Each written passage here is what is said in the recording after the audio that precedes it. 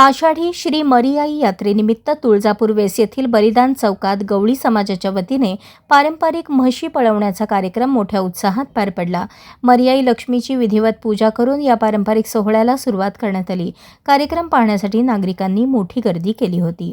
यावेळी प्रमुख पाहुणे म्हणून उपस्थित असलेल्या केदार जानगवळी, किसन अंजिखाने, संतोष रानसर्जे, मनोज मलकुनाईक, शिवा भागानगरे, राजू अंजिखाने आणि सिद्धू बडवणे यांचा समाजाच्या वतीने सत्कार करण्यात आला। उपस्थित मान्यवरांनी समाजातील परंपरा आणि सांस्कृतिक वारसा जपण्याचे महत्त्व अधोरेखित केले। गवळी समाजातील मान्यवर, समाज बांधव आणि मित्र परिवाराच्या उपस्थितीत हा पारंपरिक सोहळा जल्लोषात पार पडला। सामाजिक ऐक्य, परंपरा आणि संस्कृतीचे दर्शन घडवणाऱ्या या कार्यक्रमाने यात्रेच्या उत्साहात भर पाडली।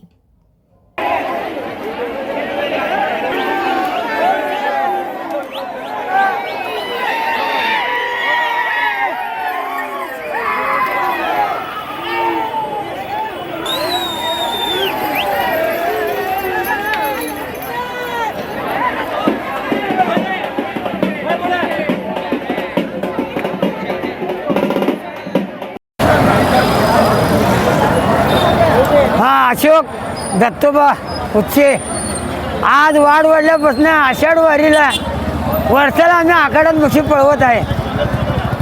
नाही तुम्ही बोला तुम्ही हे जे पारंपरिक म्हशी पळवण्याचा कार्यक्रम आहे हे कधीपासून सुरू आहे? हे आता वाढ वाढल्यापासून आता कमीत कमी 100 वर्ष होत आलं।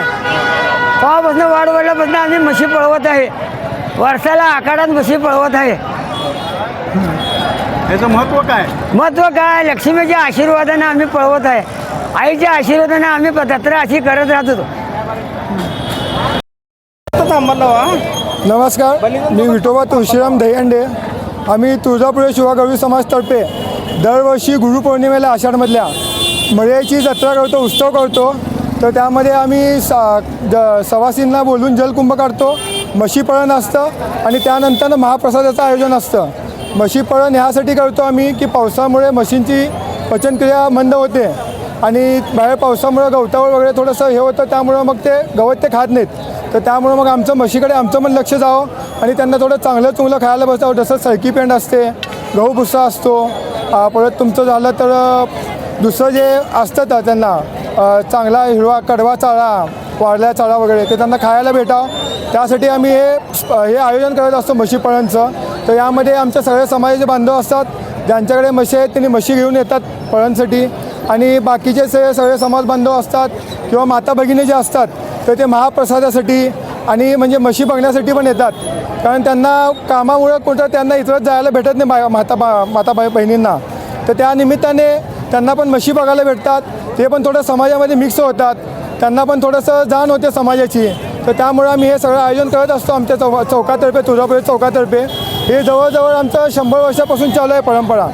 त्यामध्ये आम्ही पहिल्यांदा माता भगिनींना घेऊन सवासिनीचे गाडी काढतो जलकुंभ, त्यानंतर मरियाईला इथल्या देवीला अभिषेक होतो, जलाभिषेक होतो, दूध अभिषेक होतो, त्यानंतर म्हशी पळवून महाप्रसाद होतो।